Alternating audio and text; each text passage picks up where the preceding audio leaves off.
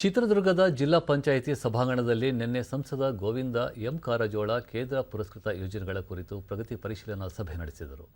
ಜಿಲ್ಲಾ ಪಂಚಾಯಿತಿ ಮುಖ್ಯ ಕಾರ್ಯನಿರ್ವಹಣಾಧಿಕಾರಿ ಎಸ್ಜೆ ಸೋಮಶೇಖರ, ಅಪರ ಜಿಲ್ಲಾಧಿಕಾರಿ ಬಿಟಿ ಕುಮಾರಸ್ವಾಮಿ, ಹೆಚ್ಚುವರಿ ಪೊಲೀಸ್ ವರಿಷ್ಠಾಧಿಕಾರಿ ಎಸ್ಜೆ ಕುಮಾರಸ್ವಾಮಿ ಸೇರಿ ವಿವಿಧ ಇಲಾಖೆಗಳ ಅಧಿಕಾರಿಗಳು ಸಭೆಯಲ್ಲಿ ಭಾಗವಹಿಸಿದ್ದರು.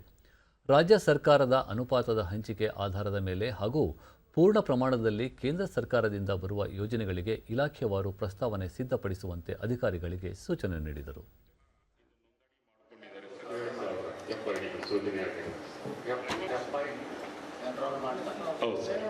ಬಳಿಕ ಗೋವಿಂದ ಎಂ ಕಾರಜೋಳ ಜಿಲ್ಲೆಯ ಅಭಿವೃದ್ಧಿಗೆ ಅಗತ್ಯವಿರುವ ಯೋಜನೆಗಳ ಕುರಿತು ಪ್ರಸ್ತಾವನೆ ಸಿದ್ಧಪಡಿಸಿ ಕೇಂದ್ರ ಸರ್ಕಾರಕ್ಕೆ ಸಲ್ಲಿಸುವ ಮೂಲಕ ಅಭಿವೃದ್ಧಿ ಯೋಜನೆಗಳಿಗೆ ಅನುದಾನ ತರುವುದಾಗಿ ಭರವಸೆ ನೀಡಿದರು.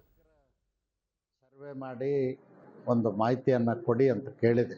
ಕೊಟ್ಟ ಮೇಲೆ ಕೇಂದ್ರ ಸರ್ಕಾರದ ಯೋಜನೆಗಳಲ್ಲಿ ಏನು ಪಡ್ಕೊಳ್ಳಿಕ್ಕೆ ಸಾಧ್ಯದ, ರಾಜ್ಯ ಸರ್ಕಾರದ ಮುಖಾಂತರ ಮ್ಯಾಚಿಂಗ್ ಗ್ರ್ಯಾಂಟ್ ಕೊಟ್ಟು ಅಲ್ಲಿ ಕೇಂದ್ರ ಸರ್ಕಾರಕ್ಕೆ ಪ್ರಸ್ತಾವನೆಯನ್ನು ಸಲ್ಲಿಸಿದ ನಂತರ ಮಂಜೂರಾತಿ ಪಡ್ಕೊಳ್ಳಿಕ್ಕೆ ಪ್ರಯತ್ನ ಮಾಡ್ತೀನಿ. ಅದಕ್ಕೆ ಆ ನಿಟ್ಟಿನಲ್ಲಿ ನಮ್ಮ ಅಧಿಕಾರಿಗಳು ಹೆಚ್ಚು ಕೆಲಸ ಮಾಡಬೇಕನ್ನೋ